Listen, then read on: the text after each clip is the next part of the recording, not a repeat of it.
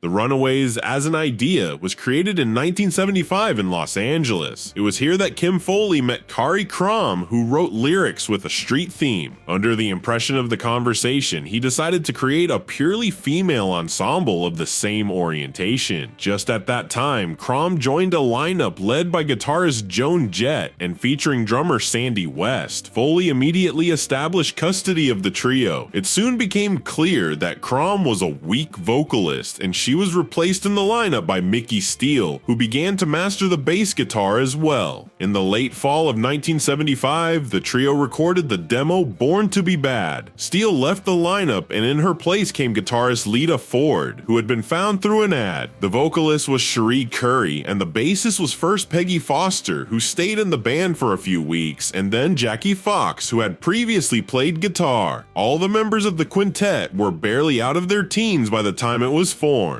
At the time of the Runaways formation, the girls faced skepticism and disdain from both the music industry and society at large. It was believed that women could not play the aggressive and driving music inherent in hard rock, but the Runaways proved otherwise. In 1976, the band released their debut album, The Runaways, which instantly caught the attention of both listeners and critics. One of the most famous songs was Cherry Bomb, which became a real anthem of youth rebellion.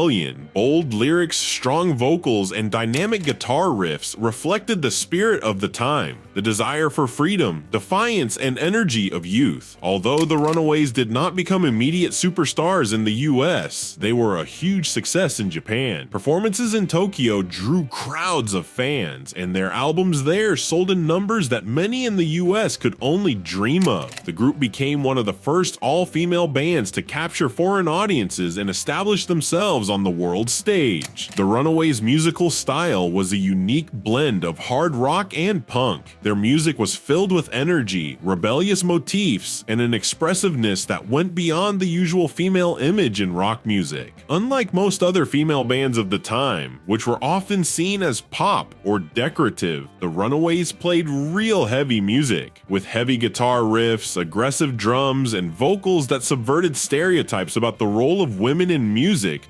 The band influence of many musicians, especially the female rock bands that came after them. Their influence can be felt in artists such as Joan Jett and the Blackhearts, Lita Ford, Bikini Kill, and others. Not only did they prove that women could play rock and roll on par with men, but they also inspired new generations of musicians to pick up guitars and drums. Many bands have been caught up in scandals because of their work in the media, both then and now. The Runaways were no exception. One of the biggest and most notorious scandals that plagued the Runaways was related to their producer, Kim Foley. Although he played a key role in the creation of the band, his working methods and treatment of female members raised serious questions. Foley was rumored to have behaved rather harshly with the girls, manipulating their image and controlling virtually every aspect of their careers. He positioned the Runaways as young rebels, often using sexualization of their image, which created not only a media scandal but also internal tension within the band. However, the biggest shocker was the allegations of abuse by the producer. In 2015, the band's former bassist Jackie Fox publicly recounted how Kim Foley abused her at a party in front of other band members when she was a teenager. This accusation caused a major scandal, as such topics were rarely brought up in the music industry at the time. Joan Jett and Cherie Curry, the other members of the band, denied any knowledge of the incident, but supported Fox when the story resonated in the media. Like many other rock stars of the time, members of the Runaways faced drug and alcohol problems. A life of constant touring, industry pressures, and adolescence led some members of the band to fall under the influence of bad habits. The most famous cases involved Cherie Curry, who admitted in her memoirs that she had serious drug problems, especially during and after the breakup of the band.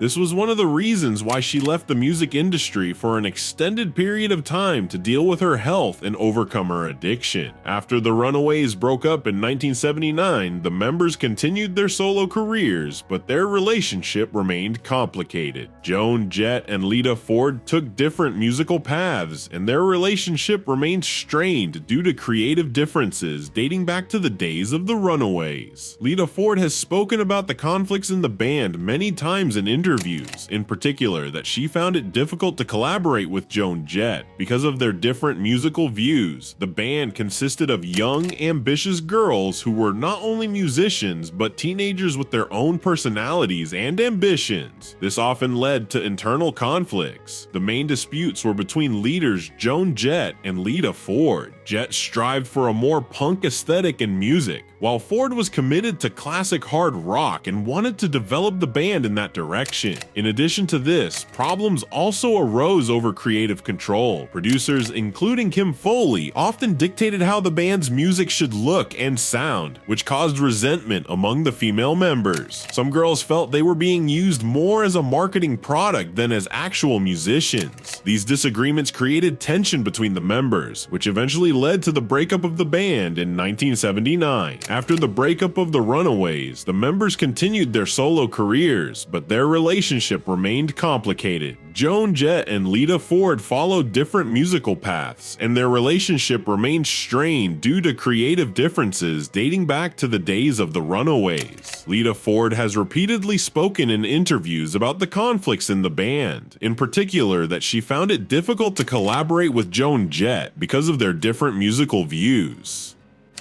Although years later the band members repeatedly discussed the possibility of reuniting, their conflicts never made it possible. Attempts to reunite for joint performances or new recordings were never realized, which continues to fuel interest in the history of conflicts within the band. The legacy of the Runaways remains significant today. The band has come to symbolize not only a musical revolution, but also a social revolution. They proved that rock music is not only about loud guitars and a rebellious spirit, but also about the right to be yourself, regardless of gender. In 2010, the movie The Runaways was released, where the role of Joan Jett was played by Kristen Stewart and Cherry Curry was played by Dakota Fanning. The movie recreated not only the road to fame, but also the hardships faced by the band members. It attracted the attention of a new generation of listeners and emphasized the importance of their contribution to the history of rock music. The Runaways are a band that broke barriers and opened doors for women in the world of rock music. They became a legend of their time, leaving an indelible mark on the history of music. Their influence is still felt today, and their courage and determination have given women their rightful place on the rock scene.